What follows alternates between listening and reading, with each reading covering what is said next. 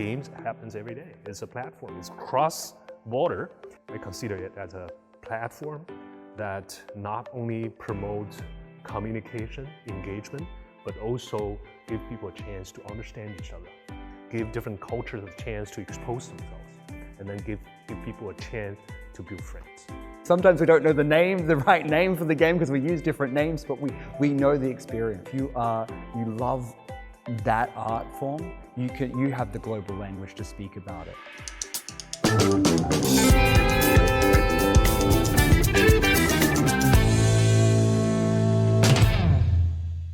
Hi and welcome to this episode of China XYZ. I'm Guo Yiming. Today we are diving into the world of games where culture and technology intertwine to create immersive experiences. We will explore culture in game development, the rise of esports, and some of the future trends that are ready to transform the industry. First of all, we have Dr. Robert Xiao, CEO of Perfect World. Welcome. Thank you. We have Dr. Huang Shi, professor from Communication University of China. Welcome. Jesse Yang, he's the host and writer for a channel focusing on indie and retro games in China. Welcome. Glad to be here. And Anne Herman, a graduate student from Peking University. She's also a game enthusiast. Thanks for having me. Thank you all for joining us today. So first of all, to get started, I'm curious, what is the first video game or the most impressive game you've ever played, and what made it so special to you? The most impressive game I played is Dota 2. Dota 2 is, as everybody understands, it's esports, one of the most impressive esport product in the world. And the reason I consider it as I was once to be a contributor to this game. The reason is Perfect World, we actually get the exclusive right to distribute this game in China. And there's a very impressive, beautifully made promotional CG, and it has to be translated into Chinese. And the CG, of course, with English voice in the background. And the project team actually chose me to be the voiceover for Chinese. That made me very exciting. They consider my voice as kind of a unique. So they chose me and I tried out. And I was so excited because I got to play a voice character in a video show. So it was so exciting, but then the thing was really hard. When we started the project, I started preparing myself. I sort of used different tones, different ways to express myself. And the director was not happy. So it was hard work. To be a Hollywood star is not easy at all, even though, voiceover for animation. But finally I did it, and they satisfied with one piece, voices I produced. So even until today, I'm so impressed because it's part of my work. And Dota 2 could be one of the good games or biggest games in China and around the world. And I feel, it's part of me. So this is why I'm so impressed. I still, remember that game. I'm part of the game. Yeah. I mean, voicing a hero at a globally popular game like Dota 2 is really like a dream for every gamer, right? It's a once of a lifetime experience, definitely. Exciting experience. How about you, Dr. Huang? Yeah, the first video game I played is a Japanese game called Contra. It's a very old game. I still remember the moment I saw it. It's about 1980s or 80 or 90s. I was a very young kid at that time. I was born in a remote town in northwestern China. I have never seen anything like that before. It's a big machine with a TV screen, but people can interact with the animation. So I was thinking, wow, this is cool. If one day I can participate in creating that kind of stuff, that would be very, very nice. So did that game influence your career? Yeah, it's like electronic magic for me. It lightened my dream, actually. Yeah. And how about you, Jesse? Mine's Alex the Kid in Miracle World. And one of the reasons it sticks in my mind is it is this sort of, I wouldn't say it's a forgotten classic, but it's a what could have been. And a lot of the gaming stuff I write about is niche topics, indie games, independent games. So it's really championing the underdog. And I'm really interested in those stories. And another reason why it sticks in my mind is until this day, I have not beaten that game. I have never gotten to the end of that game. Oh, and really? I want to leave it that way because there's points at which you need to do paper, scissors, rock. So there's a random element. And so there's a way to cheat it, but at some point it's particularly random. So you can play, and it's very frustrating game design. But in a way, I love that perfect memory of a game I have never finished. So that for me is my gaming memory. Yeah. How about you, Annie? I grew up in the 2000s, so I sort of thought of the rise of mobile games, and it made me think of, especially in middle school, it seemed everyone was playing these very simple app games like Plants vs. Zombies or Flappy Bird. Everyone had them, and they're quite simple games, but they're very addictive. And so I think they're probably still downloaded on my first iPod Touch. And I also thought about a game that meant a lot to me was the first game I made in college.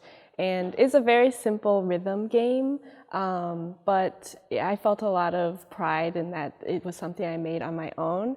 And it also made me gain a lot of appreciation for the game designers that make such complex games that we have these days, because I really saw all the work that goes into making something so simple. So I can't imagine the work that goes into the much bigger, large games that we all play these days. Yeah, so you brought about so many beautiful memories. Like, I remember even my parents spent hours playing like Flappy Birds and Plants vs. Zombie. It's really addictive, but very simple games. And I remember it has a one more try factor that really gets people hooked into that game. So we talked about so many games developed by other countries. I wonder, have you ever played any Chinese game, or do you have any favorite Chinese game? Annie? I'm a very big fan of Genshin Impact. I started it years ago in the US, and so I was really excited to come to China and see that there's a lot more content because it's much more popular here. So find people I can talk to about it. There's a lot of Genshin merchandise or events here. So that was very exciting for me. And I think Genshin is so popular even internationally because of its unique sort of characters and storylines. So it's almost like a TV show within the game with how much plot there is. So it really draws people in and keeps them interested because it's still updating with new storyline things happening.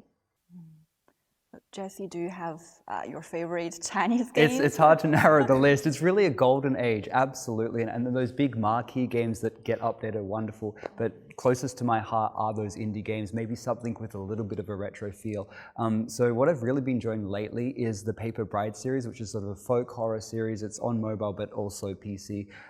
This visual novel game set at the turn of the century called A Perfect Day. We have A Perfect World. There's also a game, A Perfect Day. Really wonderful visual novel with this beautiful hand-drawn, it seems, art, just a beautiful game. And then another sort of guilty pleasure, not so guilty pleasure now, is FMV games, these full motion video games. So I guess an interactive movie, and they kind of were lost in the dustbin of history in the 90s, but they've come back in a big way, and especially in China.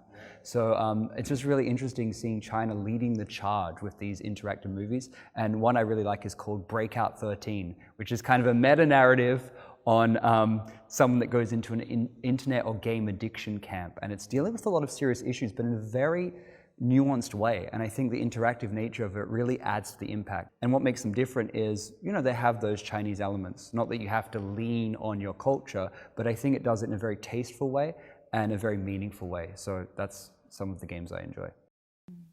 Yeah, so talking about Chinese culture being incorporated into many popular games. So do you think cultural differences can influence game design or game development, especially when designing a game for the global audience? And how do you navigate like cultural nuances in designing such games in order to reach a wider global audience? The cultural background actually is the key in terms of producing something for that specific target audience. So different people from different part of the world would have different culture habits, would have different value systems. They approach things differently. So we have to produce a universal game with the different versions, somehow change a little bit towards specific market.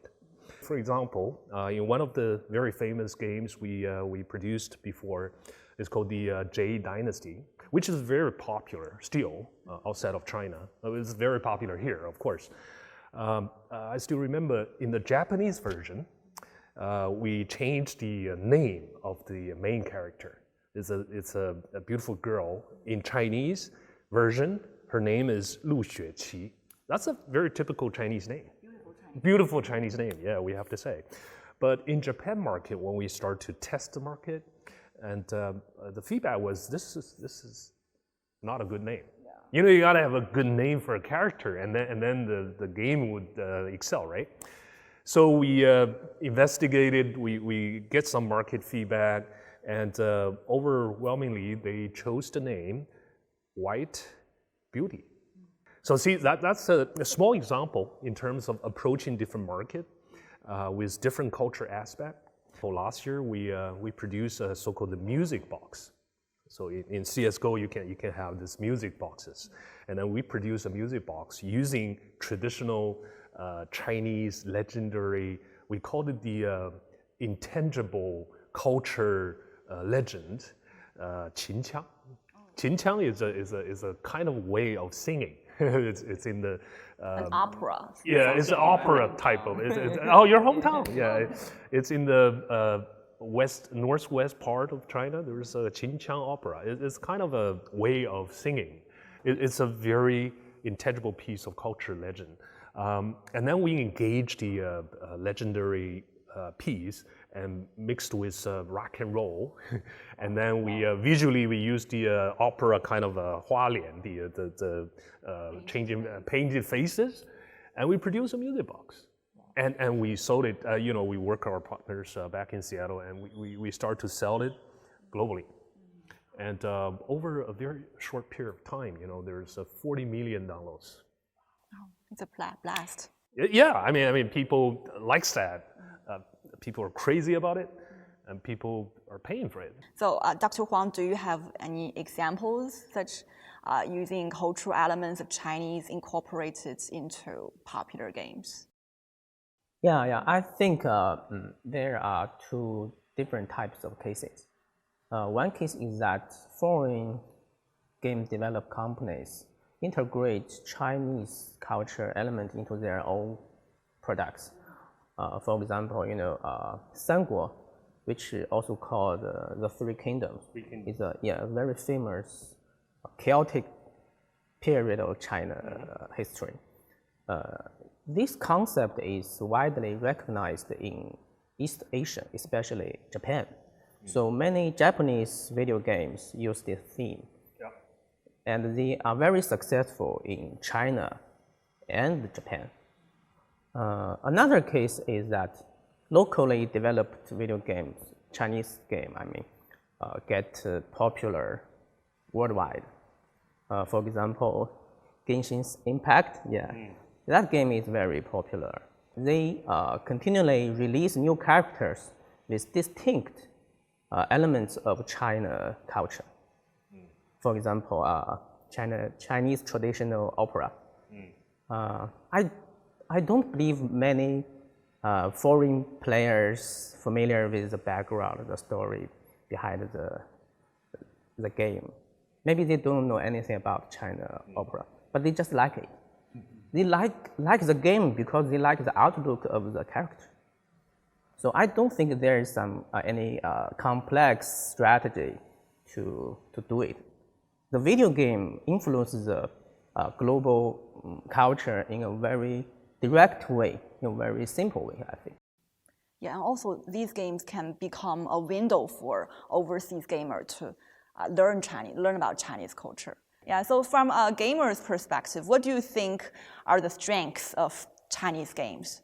And are there any areas of improvements or changes that should be done in order to improve the overall gaming experiences or the overall game market in China? Yeah, first off, I think one of the strengths is really the diversity of genres that can be sustained by fans. And I think there was this derisive kind of view, at least overseas from what I could see when there's a coverage of Chinese gaming, oh, they only make mobile games, they only make MMOs, and fantastic games. Like, you can own that and really make fantastic products in that space, and then that kind of think about how much the perception of mobile games has changed because of things like Genshin Impact, when people laughed and sniffed at that, and that's totally gone for the most part. There are a hardcore base of people that I won't touch a mobile game, but the vast majority of gamers are completely willing if the quality is there, if you deliver on the quality. And on the genre front as well, it's not, before it's like China copies, now China leads in a lot of things. If you think of cultivation simulators, that's a genre based around a Chinese idea of like Taoist cultivation of the self. And this is like a wuxia martial arts sort of philosophy. And there's a whole genre of games on Steam now, and there's foreign companies copying that style of game, but there's a glut of Chinese games doing this cultivation simulation style game. And that is unique and to China. And again, what I said about the FMV games, I really think the resurgence in these interactive movies, I think China is the heart of that. So that's a real strength. I think there is a lot of Chinese games that maybe do well in Southeast Asia or other Asian markets. But in terms of the West, I really think that China needs to sort of be less insular and confident, because I think they have the products and I think the audience is ready. And I'd like to see more Chinese outlets telling that story to the world. As we discussed before, the Chinese cultural elements of a lot of Chinese games are really rich because there's so much Chinese history that can be translated and adapted into these modern games. So there's a lot of success stories, and I think Genshin Impact's Chinese region is one of these. It's very rich. It has a lot of interesting characters that take traditional concepts and bring them into a sort of unique character design or plot line. But something I think that can be improved using Genshin Impact as an example is, since the game has different regions inspired by real life cultures or countries, some people I've seen online have sort of discussed that the countries other than the China-inspired region are not as rich as the Chinese one, because naturally the Chinese one is a Chinese company, MiHoYo, so they understand how to apply the culture much better there. But for example, sort of French-inspired region that just came out, people have said that the use of the language or French culture is a bit more shallow for people who are from France or more familiar with French culture. So I think this is an opportunity for more international collaboration because I think people really enjoy this international culture in the game, but it could just be improved if there was more input from all the cultures that are involved in the game. Gaming community can play a very big role in connecting people of different culture. Could you share some of your personal stories or anecdotes about how games can bring people together? For my channel, we were very blessed to be able to interview people, the first generation of Chinese gamers. They're from Kamala Wu, which is a gaming store that has 35 years of history. They used to be on Gulo, they've moved further out, and they have it sort of like a gaming store / museum repair place. But just speaking to them, and we come from completely different backgrounds, but we can share, we go to the games, and when we go to the games, we've lived the same life. We can go through all the things. Sometimes we don't know the right name for the game because we use different names, but we know the experience. We can point to the things, we can point to this. It's sort of if you went to music fans or movie fans, it doesn't matter where you are in the world. If you love that art form, you have the global language to speak about it, and just the inclusivity and well, we're called Happy Gaming House. That's what it is about, bringing people together. So yeah, gaming is wonderful for that. If you look at the game bringing the gamers together, it's pretty much like sports. Yeah, we all watch football, or in the US we watch American football, right? NBA, basketball, or Olympics. The Olympic actually is something that brings people to a place, not only the athletes, but also the fans. Olympic is a platform. It happens every 4 years, but the games happens every day. It's a platform. It's cross-border. You can engage yourself with a bunch of people from every corner of this world who has the same interest with you every day. And then of course, we esports, like we engage esports, offline esports competition tournament, and that is a real sport. Bring everybody from every place of the world, and they are here, celebrate, and they become friends. So game actually, I consider it as a platform that not only promotes communication, engagement, but also give people a chance to understand each other, give different cultures a chance to expose themselves, and then give people a chance to build friends. So you talked about esports, right? Esport has been included in the 2023 Hangzhou Asian Games, and can maybe one day become a part of the Olympic Games. I hope so. It will. Nowadays, people see that esports is becoming a profession. It's like footballers or basketball players are becoming a professional way of life. So there are esports people, and players are stars, and they earn their living, and they become famous. They become very impactful figures in the society, and they have fans. They've been followed by kids. I was at China Joy this year, and the only time that my cameraman and everyone stopped what they're doing, not focusing on me, and turned, was there was a stage, and I didn't even know who it was, but the whole room, this was at an exhibition center, and there was a big esports star. It wasn't an announcement of a new game. It wasn't a CEO, sorry.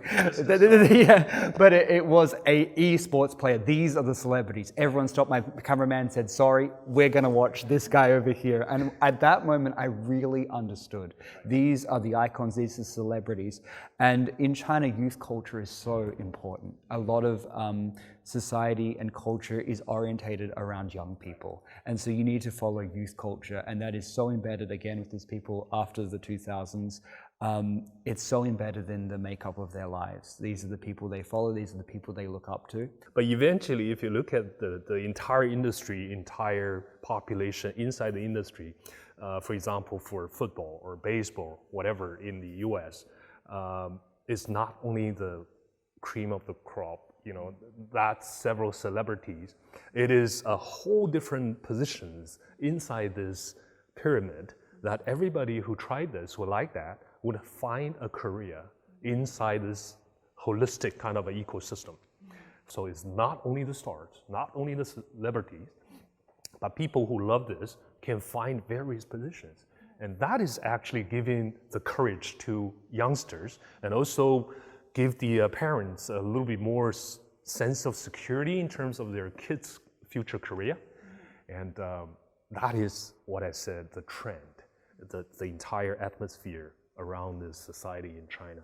And that will be the major driving force in terms of this esports phenomena will keep on going for another, years to come.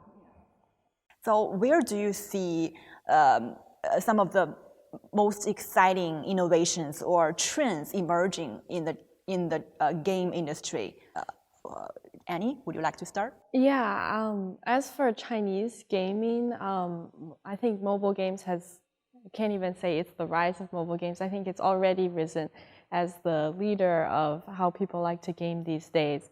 And so traditionally with console PC games, I think US and Japan were the leaders in this. I think with the rise of mobile games, it's an opportunity for China to become sort of a household name as a gaming country, a country that produces games. I think this is an opportunity for China to present an image that's very people are excited about. We have a lot to look forward to in the future.